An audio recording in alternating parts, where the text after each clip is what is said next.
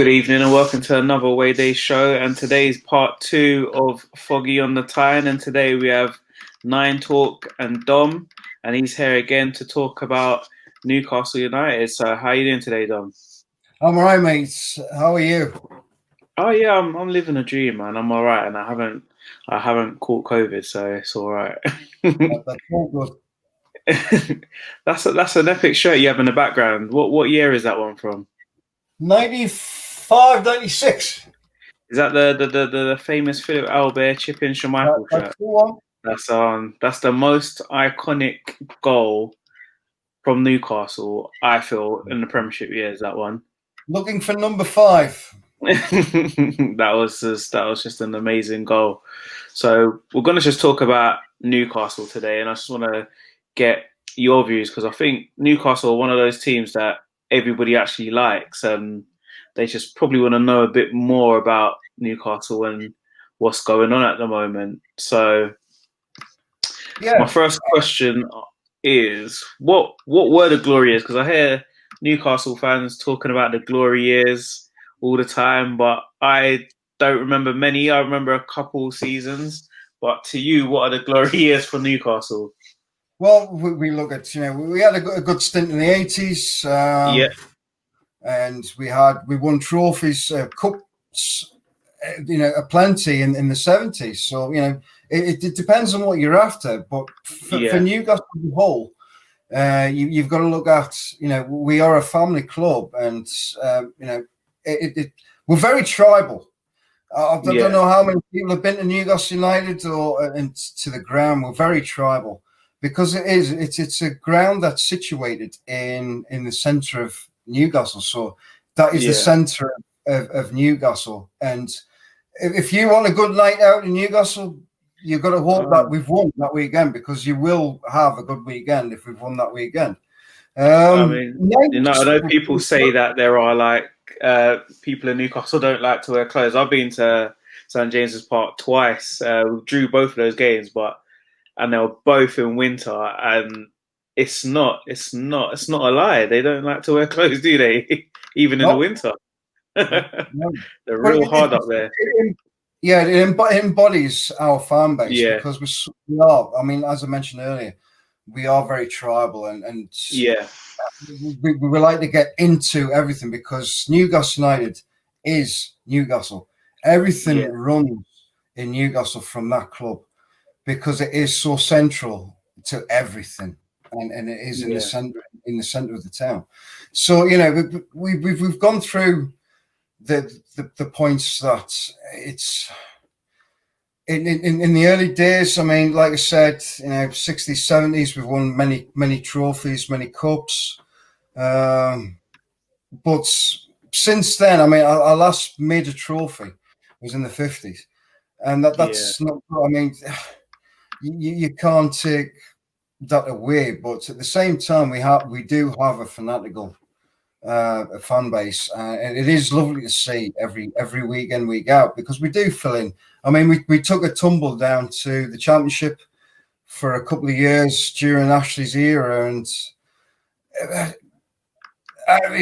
you go down the road, someone, they used to go to us and say, oh, enjoy Burton on a Saturday night, and we did enjoy it, because we went there full of bounce, full of camaraderie, because that's the way football works.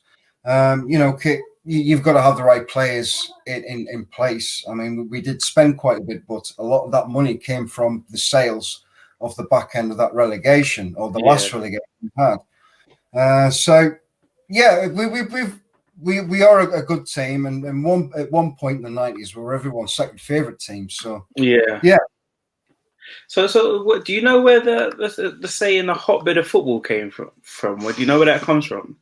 The hotbed of football, yeah. I would say it's untapped from the northeast, Yeah, because you look at the players that come from there: Chris Waddle, Alan Shearer, Gaza, to yeah, name a few. And most of the northeast football has become untapped, and unfortunately, has become untapped by our own club, which does really upset me. it's a bad thing. But every club wants to have their limelights. They want the big players, the big names. But if you look, like I said, back to the 80s, 70s, we've always brought through some fantastic youth. And why is that not being? I mean, you being an Arsenal fan as well, how many of Arsenal's youth come through over, I don't know, 20 years? And to be fair, like there's more coming through now, but I'm wondering if that's more to do with they're not doing so well. So you've got a chance. There's probably less pressure to bring players through. And I think even to Newcastle, to a certain extent, you'd think they probably have the ability to bring more younger players through because, they're not really challenging. But at the same time, it's all about winning all the time now. It's not, you don't really have no time to bring young players through. I know you've got the two, is it Longstaff? The two, are they any good? Sean and Matty, yeah. We've got Sean who plays quite regularly, came through during Rafa Benitez while Rafa Benitez was there. So at one point he looked like the next big thing, but without Benitez, we've moaned about Bruce coming in, and we all say that Longstaff has been bruised, but I don't think it's it. It's you've got to have with youth that staggered introduction, and unfortunately during that time we had a lot of injuries, so that's why the likes of Sean Longstaff came in. But you come into what you just said there. We were offered, I think it was 35 million from Man U for Sean Longstaff. We should have bit the hand off, really. No, it's looking like you should have, on looking back, but it was the player that we thought that would set our team alight. It was a guy from Newcastle, loves Newcastle and wants to pull on that black and white shirt. But you get to the point where he's changed agents as well. So he's gone Pinzavi, if that's his name, and he's pushing for him to get a transfer to Spurs. But we'll see how that pans out. But Matty has always been given the better of the two brothers, but unfortunately, he's just not been given game time by Bruce. Yeah. No worries. And you've mentioned this a couple of times about a takeover. Explain to us what's supposed to be happening and what the hold up is, what's going on, because we're still confused on the outside. Yeah, of course. Yeah. I mean, I don't know how much coverage you get wherever you are and whoever's watching this. I mean, I live in Derby at the minute, so I get little snippets, but I'm always on Twitter. I'm always on internet. Looking at what's going on and the like, but it's been over.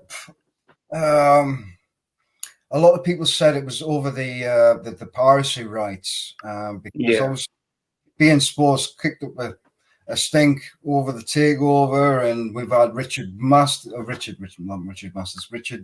Keys on his show on beIN Sports, filling their bull.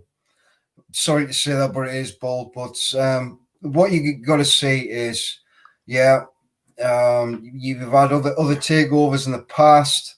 Man City, who they're run by a country, but you've also got Abramovich, who we mentioned earlier on. They're all shitty characters. Any person who comes in to buy a football club these days, they're all shady characters because they're all. It's really odd, isn't it? Like, they all want that green. That's it. They're there. It's there to be run as a business as opposed to wanting winning trophies. I mean, Man City and Chelsea, obviously, they've won trophies. They've come in and said they want to win trophies. But I feel like loads of people that are trying to buy clubs now, they're trying to run it as a business. And I mean, businessmen are known to be shady, so it always looks shady. But do you feel like the whole thing surrounding them, how they had to go through extra hoops to prove that they were legit. Was that unfair on Newcastle? Yeah, I think it was because they obviously already admitted to in a line of in the media, has said that Newcastle's takeover was given above and beyond the O&D test, which is unfair, and of course it's unfair. It's unfair, say West Brom, Wolves, they want to be taken over. You can't give one set of O&D tests to one club and then another O&D test to the next. It is unfair, and that is why we've got Mike Ashley parking his tanks with his QCs at the minute, and they're in a legal battle with the Premier League. I've heard good things from what's going on at the minute, and we've also got the fans, the NCSL. I don't know whether anyone has come across the NCSL. It's a fans group. Tell us a bit about it. Yeah, the NCSL is a fans group. The original come out as being Toon Fund, which a lot of people, when these are coming out, for any money they can get, they're just a scam. But eventually it come out that they've got their own QC, and I think this QC works in and around America on this type of stuff, and how they can bring forward this takeover. And the way the fans feel is this has been taking bread out of the two fans, out of their hands.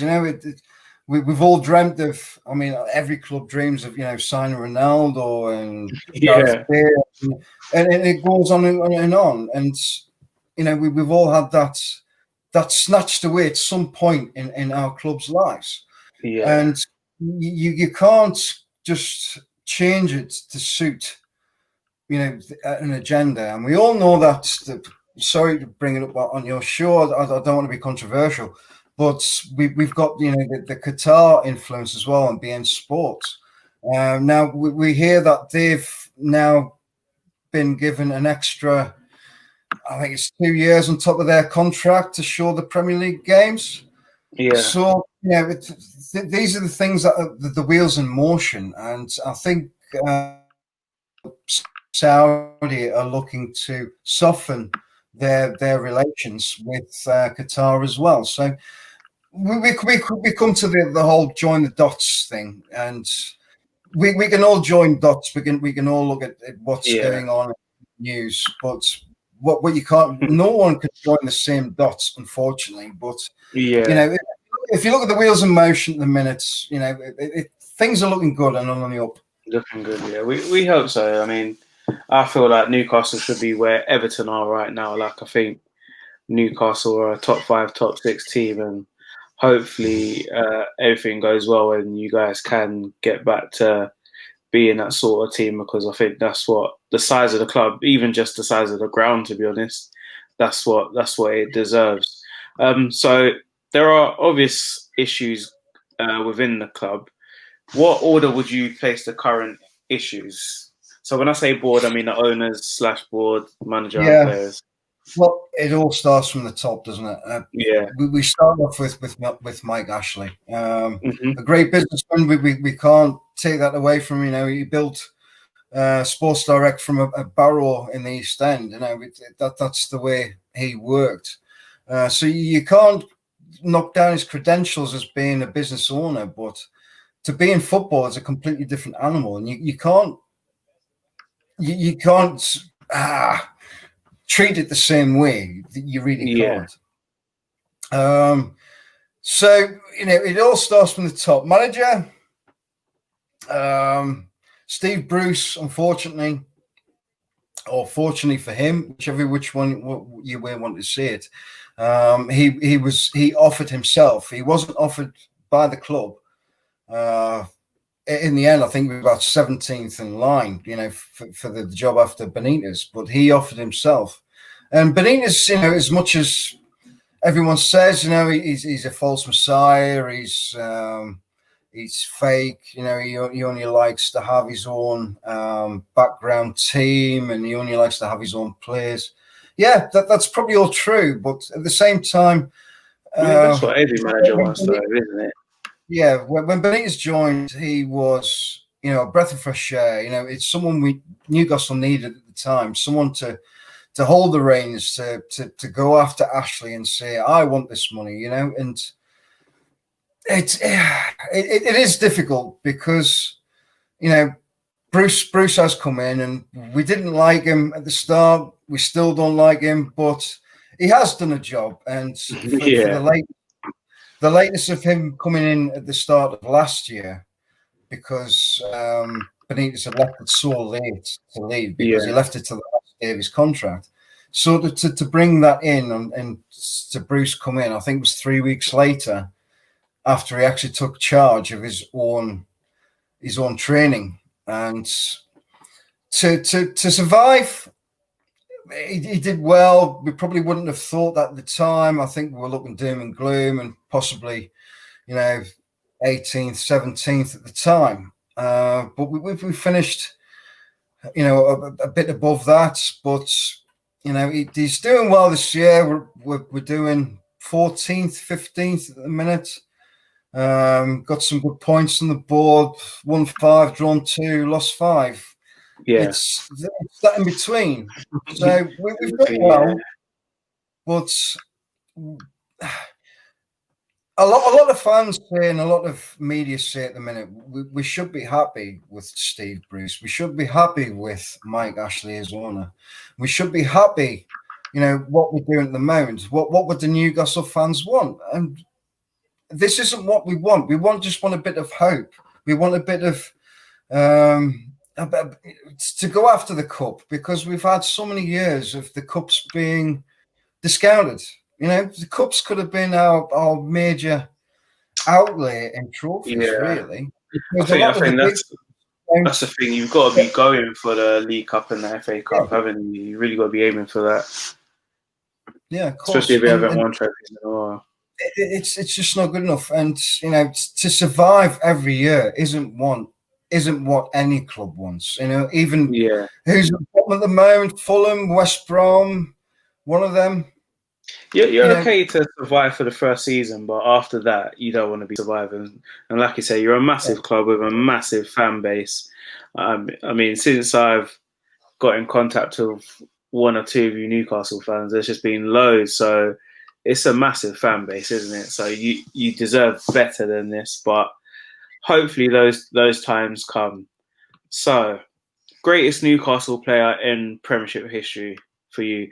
We're going to take Alan Shearer out. We're going to take Alan Shearer out of this because it's not fair. It would be Alan Shearer. So we're going to take Alan Shearer out and then give us the next one. Okay, if you want to take Alan Shearer out, of course, undisputed, Premier League goal scorer, 260 goals. But we'll take him out.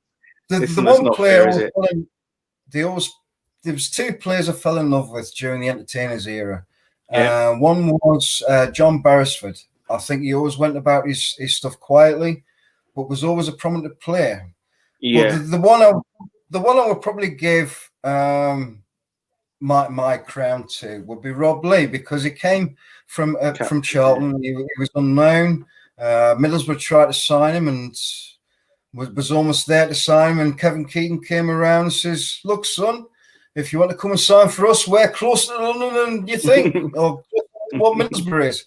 So but he was always that player who he played for England a few times as well. So there's no giving his quality as a player, but at the same time, he did it, as I said with John Beresford, did it quietly. And he would always arrive late into the box, which you want that from a midfielder. You want them just hanging about the box, waiting to pounce. But I would go for Rob Lee. Would be my that's a good shout. I mean, for both of them, because of my age, I really, really that I can remember football. I would say is 97, 98. I mean, I remember like Arsenal winning the FA Cup and the League Cup in 93, but that I can actually really, really remember football, I would say, from 97, 98. And I know Rob Lee and Beresford are both probably just coming to the end around that time, weren't they? Um, I mean, I know Rob Lee more than I know Beresford.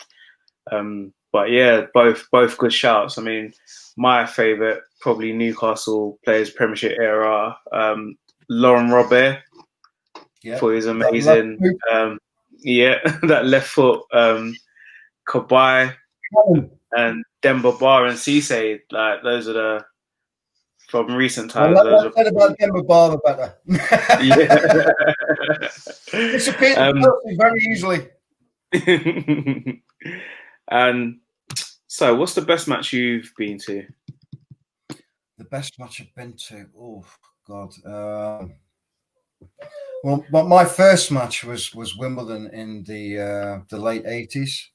Yeah, That was a good game. I went with a friend of a friend to my first match, and it was absolutely magical. I mean, you talk about Bobby Robson being manager as well, and yeah, if you look on the websites, that there's a quote from Bobby Robson. It says, it's that feeling when you walk up the stairs with your father's hand to your first game, and you look down to the hallowed turf below, and before you know it, you're falling in love. And yeah, honestly, there's nothing more that embodies Newcastle United than that, because it is a beautiful quote by such a brilliant guy, and God bless him, and we all wish him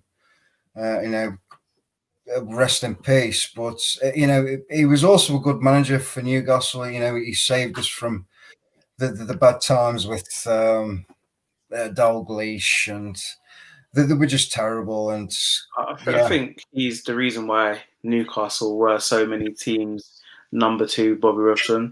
I know the yeah, Keegan football and that came before and stuff were really, really good, but I think Bobby Robson, just as a person, um, the fact that he just loved football so much and stuff, I think that's what made me sort of like Newcastle. And I do remember because of him, you guys came to Highbury and beat us, so I won't forgive him for that. But yeah, he was a legend. So on to the next one. I'm gonna best get man. this one. So at the bottom, you can see yesterday the Stephen that we had on. His best Premiership 11 was Given, Watson, Albert, Woodgate, Williams. I was quite shocked about Maximum, Lee, Hayden, Robert, Shearer, and Ferdinand. I'm going to ask you for the same now. Who would be your goalkeeper? Goalkeeper. Let's put it out there. I'm not. There is many good goalkeepers we've had over the years, and You know what? I think it is you got into a Newcastle difficult. in the 80s. Did you say? Yes, Yeah. So because you got into them in the 80s, I'm going to give you just your best Newcastle team ever because Premiership but probably makes it a bit yeah, unfair. So yeah. we'll give your best Newcastle team ever. The best Newcastle team. Goalkeeper. I don't know. I always had a soft spot for Steve Harper because he was a goalkeeper that um, didn't mind, got on with things. Yeah, He didn't mind it was definitely tough times, that big weren't player. But when he came into the squad, he? you could Yeah, rely on him as well. And he was yeah, always behind the likes of Shaka Hislop and Given and Pavel Cernicek. He was always behind all of them. So yeah, I'm going to say Harbour because I do like Harbour. and then wasn't he there for like over 20 years or so? Yeah, Oh, and he yeah, never moved. you can't get better than that, can you? No, All right, so far, he was. Yeah, yeah, so far we've got Harper. yeah. What formation are you going to go with? Defense. Well, we'll do a 4-3-3. Yeah, so start with your right back. Me right back. Steve Wattle. Steve Watson. Left back, I would have to go with my earlier pick would be John Beresford. Yeah. Centre backs, as much as we probably got on at the end of things, will be Colaccini. Yeah, very good player. Very. On the centre back, I will go with Philippe Albert, just because he ended up against in a game against Man U. At one point, he was the furthest person forward. So you got to give him tenacity as well. So yeah, he was the most attacking centre back I've ever seen, I think. Yeah, and I think that's what sort of the glory years are about, wasn't it? Just attacking football. Yeah, but you look at Man City, you look at Liverpool, you look at Leeds at the minute. You know, there's a lot of the way that Newcastle used to play in the 90s within them. Yeah. And Kevin Keegan always used to say that is the way forward. That's the way football should be played. Yeah. Midfield, we shall go with Laurent Robert. Can't argue with that. Give us a bit about Laurent Robert for those of the younger lot who may not know who Laurent Robert is. I know perfectly fine who he is, but some people might not. Laurent Robert, he came as being an unknown player, and everyone used to look and go, "Who the hell is this?" But he's someone that had tenacity. He was always getting forward, and his left boot. If anyone wants to look them up on YouTube, Laurent Robert and UFC goals, you will see them, and you can see what type of player he was. Yeah, and that if you're going to go look him up, look for his goals against Spurs. Yeah, that's the one. And I'll love him for that as well. We'll also go for Rob Lee in the centre. Yep. We'll go for Keith Gillespie on the right. I think he was. And if anyone you just look at the Barcelona game when we beat them 3-2, you will see Keith Gillespie at his best. Keith Gillespie is probably one of those underrated players. It's sort of like I don't know, like for me, a bit like a sort of Manaman, Giggsy sort of player on the wing. Yeah. I can't disagree with that. Yeah. But I think it just kind of went against him that he was playing for Newcastle. Really, yeah. If he was playing for no disrespect, but if he was playing for, there's a lot of the entertainers that year could have played for. Man U. I mean, you look at Alan Shearer, you look at Les Ferdinand. They would have been well, on the front force of Man U. Rob Lee and David Ginola. We had the grace of a raft of quality within the squad. Yeah. During Gillespie did start at United, didn't he? He played 10 games or so for Man United before he joined you guys. So he obviously had a bit of quality. He was part of the Andy Cole. Very good. So we've got those three. Who's up front? 3 forwards. You can't look any further than Beardsley. Can't, to be honest. It would have been criminal to leave him out. And the 2 forwards would be Andy Cole and Alan Shearer. Tell us how good Andy Cole was, because I don't think people realise how good Andy Cole actually was. Yeah. I think people are obviously going to remember him more at Man United, but I feel like he was. I just feel like his Newcastle days were phenomenal as well. Yeah, and he was a fantastic person, and of course we were all heartbroken the day that Andy Cole left.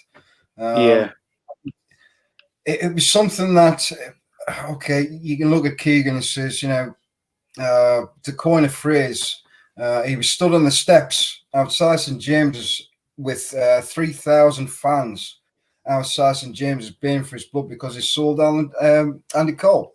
So he says, there was someone in the crowd went, well, he couldn't have sold Andy Cole without someone being lined up to take his place.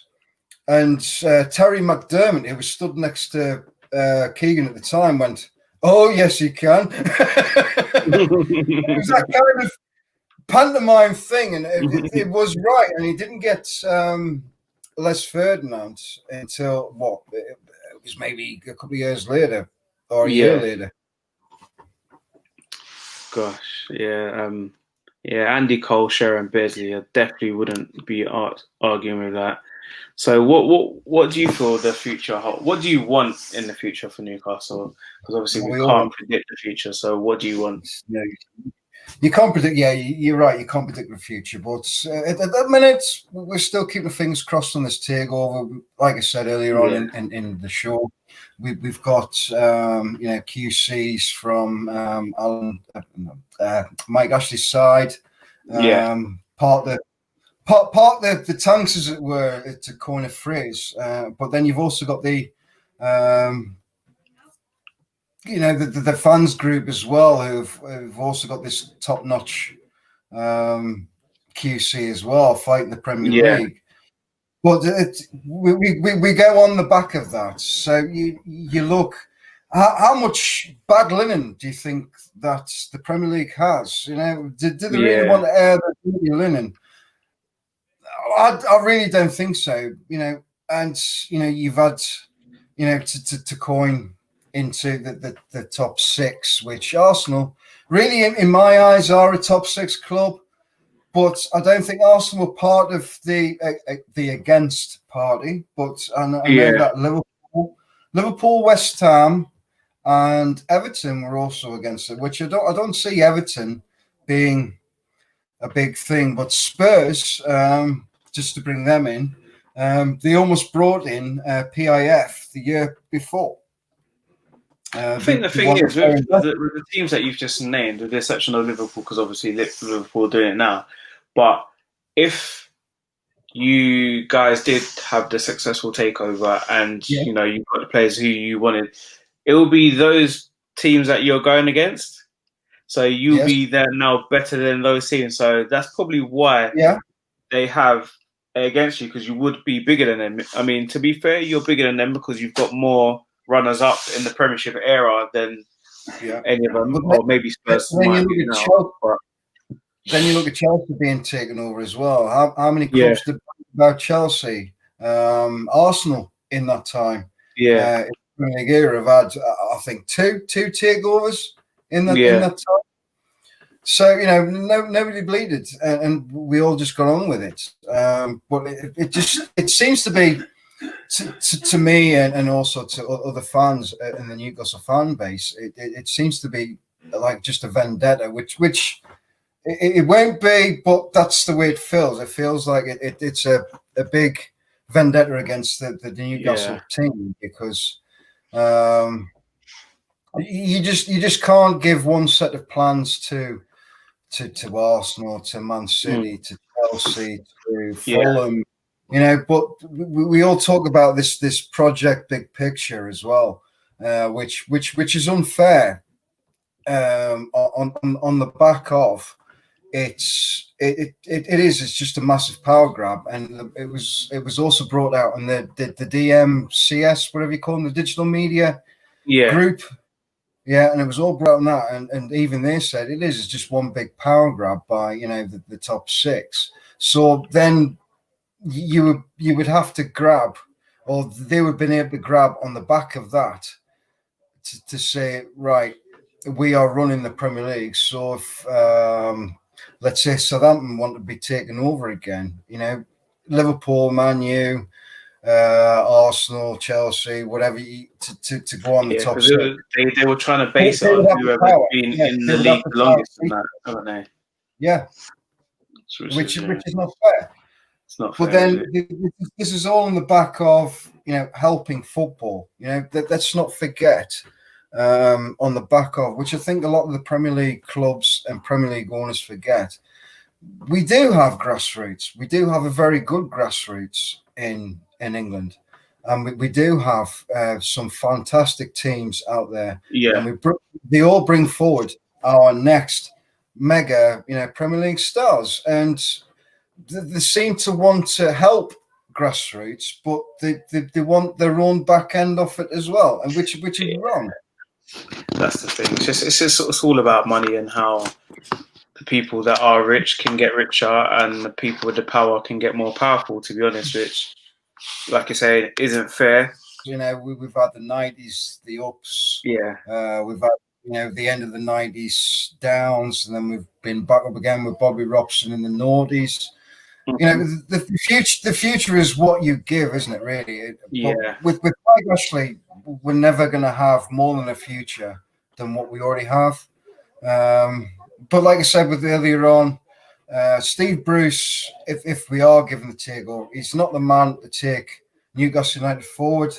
As much as we're being told that Steve Bruce is a fantastic manager, and we should be thankful to Steve Bruce. Mm-hmm. But if we go down the leagues and you ask every single team in the Premier League at the minute, they would all go, no, we wouldn't have Bruce. But we're all Newcastle told every week you should be happy about Bruce. Yeah. This is why we get so angry. Other fans in the league don't understand because they just see us just moaning all the time. That's all the fans see on Twitter, on Facebook, on any social media platform. But they don't take the time to actually look at why we are. Yeah, I mean that's the reason why I've done this show, because I wanted to know why Newcastle fans, were sort of down all the time and why they feel like they should be a big club. But obviously, speaking to yourself, speaking to Stephen yesterday, I could see why you guys are down and why you guys feel like you should be a big club. I mean, I did put it on Twitter the other day and had people calling me. Just to cut you off there, sorry. We have a 52,000 so many hundred stadium, and we fill it week in, week out. I mean, just that is alone. To go around the other teams around the league, they will struggle to fill the stadium every week, whereas we do every week, and that's the way we feel. We are a big club because of that, and we're central to the whole city, and it is everything to Newcastle, and not as Newcastle United, but as Newcastle the city and the surrounding places as well. And it is. We feel, not many people around the league would say, "Oh, well, you're not. You're just a small club in the north. That's all you are. Yeah, get a grip." But for us, I think that's the issue as well. That a lot of the social media people weren't around from, sort of 5, 10, 15, 20 years ago. So they're only seeing the now, and that's what they feel. That's what you guys are basing this off. But obviously, those of us that have been around longer, as I straight away when I saw the shirt, that's what I remember. That's the iconic shirt I remember from Albert scoring the goal. So, that's what I remember. So the older people will remember Newcastle when in better times. And obviously, you guys as fans, that's what you remember. And that's the times that you want again. So just going to go into final thoughts. What do you see happening for this season for Newcastle? Well, I don't see us going down. I think we've got enough in the locker in ways we have. But we've done well. I mean, to coin it, we've got 17 points out of 36, which ain't bad at all. Bruce has done his job. Some of the players, but we've had this COVID going around as well. So we've lost the odd player, and it does disrupt training, and it does disrupt your thinking forward. But he's done well. I mean, we lost 5-2 on Wednesday. To say I wasn't happy, but at 2-2, I thought we were on top of things. but Yeah. it didn't end up that way. I think we did look tired. I mean, we looked a tired team. The next game, Fulham. It should be a coined in 3 points, but in this season, it's still been a silly season as well. It's been Yeah. anyone can beat anyone at the minute. Yeah. Fulham can go to Liverpool and beat them 5-0 next week. It's that silly at the minute. So, well, once we've got back to normality, we can have fans back in the grounds. Yeah. Just to come on to that as well. We shall all have the same amount of fans in, because it's unfair to have 2,000 people there as home fans and then have nothing too. So that's something I was not happy about, but we don't get a say in that, unfortunately. Yeah. But yeah, we'll come back to the cup run. Dark horses, possibly. I don't know. We play you. We could play you next after Brent. And just the last question: who do you want as the Newcastle manager? Who's your choice if you could choose anyone? You can go on for a full list here, because we don't know what we're working with. Whether it's going to be the new owners, whether it's going to be still Ashley. It could be completely different one. I mean, I've heard in the grapevine we've got someone else by Newcastle as well. But realistic is to say it was still Ashley, and looking at what's out there now that you feel like you could get, who would you get? Yeah, well, to mention one name, and it's only because he was part of the Bobby Robson management group, which would be Jose Mourinho, and he's always said he's a mini magpie, as he keeps calling himself. So Mourinho, yeah, okay. We've also looked at Pochettino. We've also looked at the fella from Juventus. There's been many different names, but just on the back of the Bobby Robson thing, I would say Mourinho. But heart to heart, I don't think he's the guy to work with Newcastle, to be honest with you. Yeah, no worries. But thank you so much for this insight into Newcastle United. Just let us know where we can find you. Yeah, my Twitter handle is Iceman, NUFC Iceman.